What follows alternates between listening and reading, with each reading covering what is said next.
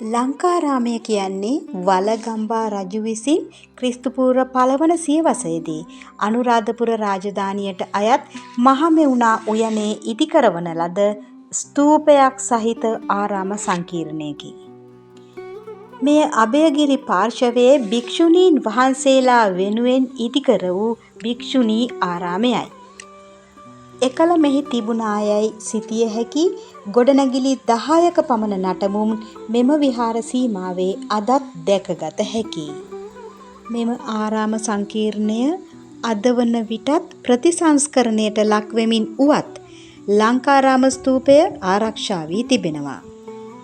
සිලා සොබ්බ චේතිය, කණ්ඨක චේතිය, ගල්හෙබකඩ චේතිය, සෝමාරාමය, මණිසෝමාරාමය යන නම් වලින් මෙම ලංකාරාමය හඳුන්වනවා. සොළීන් සමග සටන් වැද ඉන් පරාජය ලබා වලගම්බා රජු ඔහුගේ දේවිය වන සෝමාදේවියත් සමග අශ්ව රථයකින් පලා යන්නට වුණා. ඒ දුටු සොළී හමුදාව ඔවුන් ලුහුබැඳ ආවා.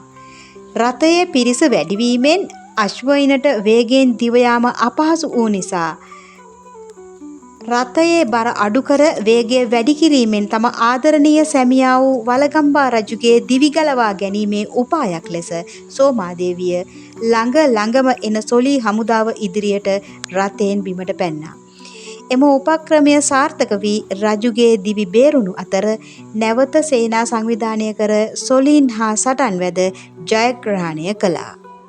සොළීන් විසින් සෝමාදේවිය ඉන්දියාවට රැගෙන ගොස් සිරකොට සිටි අතර එහිදී ජීවිතය හැරගියා.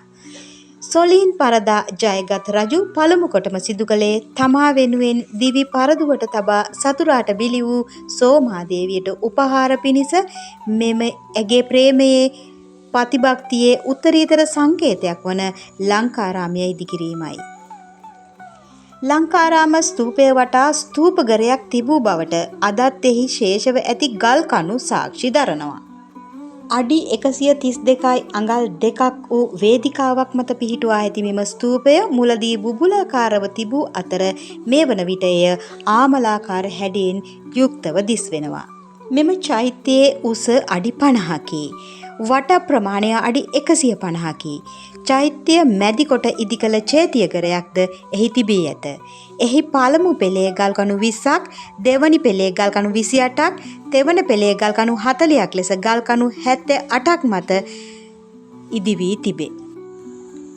ක්‍රිස්තු වර්ෂ 167-186 කාලයේ රජ කළ කනිෂ්ඨතිස්ස රජු විසින් මෙම වටදාගය නිම කර බව මහා වංශයේ සඳහන් වෙනවා. සර්වඥ ධාතුන් වහන්සේලා නිදන් කොට උත්තරීතර සෙනෙහසේ සදානුස්මරණීය සිහිවටනයක් ලෙස ඉදිකළ මෙම ථූපය බුදුගුණ සිහි කරමින් වන්දනා කරන විට සෝමාදේවිය නම් උත්තරීතර කාන්තාව උදෙසා පහන් සිතුවිල්ලක් සෑම දෙනා තුළ ඇතිවනු නියතය. එවන් උත්තරීතර වූ ලංකාරාම චෛත්‍ය මළුවේ සිට නම කීමට අවසර වන්දනීය පූජනීය වැබඩ ආලෝකා මෙහෙණින් වහන්සේ සිය සුරතින් පිරිත් නූල් ගැටගසන ආකාරයයි මේ.